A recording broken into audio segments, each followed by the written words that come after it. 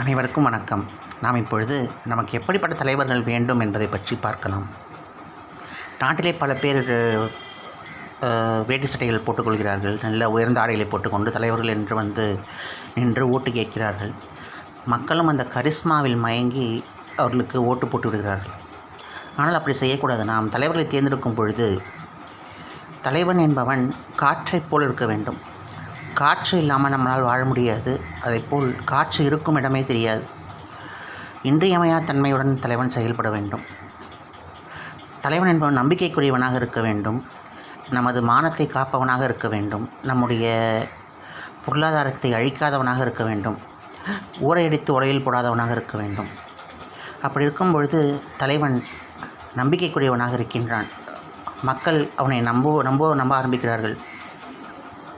அந்த நம்பிக்கைக்குரிய தலைவனை தேர்தலில் நிற்க வைத்து அவனை வெற்றி பெறச் செய்கிறார்கள்.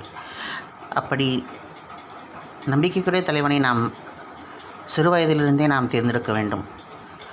ரொம்ப காலம் அவனோடு இருந்து அவனுடைய குணாதிசயங்கள், அவனுடைய வாழ்க்கை முறை, அவனுடைய நடத்தை போன்றவற்றை எல்லாம் கவனித்து அவனை தலைவனாக்க வேண்டும். யாரோ ஒருவன் திடீரென்று வானத்திலிருந்து குதிக்கிறான், அவனை தலைவனாக்கி விடலாம் என்றால் அவனை முதலில் பேக்ரவுண்ட் செக் செய்ய வேண்டும். அவன் எப்படிப்பட்டவன், அவன் எவ்வாறெல்லாம் வாழ்கிறான், எப்படி சிக்கனமாக இருக்கின்றான், எப்படி பொருளாதாரத்தை மேம்படுத்துகின்றான், அவன் குடும்பத்தை எப்படி கவனிக்கின்றான், அவனோட உடன் பிறந்த சகோதர சகோதரிகளை எப்படி கவனிக்கின்றான் போன்ற விஷயங்களை எல்லாம் நாம் ஆராய்ந்து பார்த்து பிறகு அவனுக்கு ஒரு வாய்ப்பை கொடுக்க வேண்டும். அப்பொழுதுதான் அந்த தலைமை பண்பு நிரந்தரமாக இருக்கும். இல்லை என்றால் வருகிறவன் நம்மை கொள்ளையடித்துவிட்டு அவனுடைய கஜானாவை நிரப்பிக்கொண்டு நம்முடைய வீட்டு சொத்துக்களை அவன் சூறையாடி விடுவான்.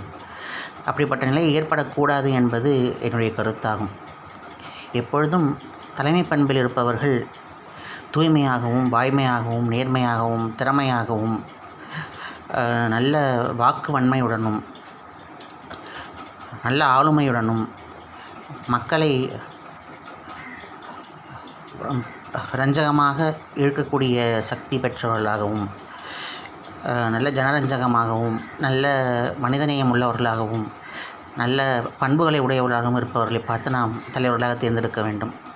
இவ்வாறு செய்யும் பொழுது நம்முடைய அரசியல் கட்சிகள் நல்ல முன்னேற்றத்தை பெறும். ஒரு நிலையான ஒரு ஆட்சியும் நிலையான ஒரு கோட்பாடும் நம்முடைய சமுதாயத்தில் நிலவும்.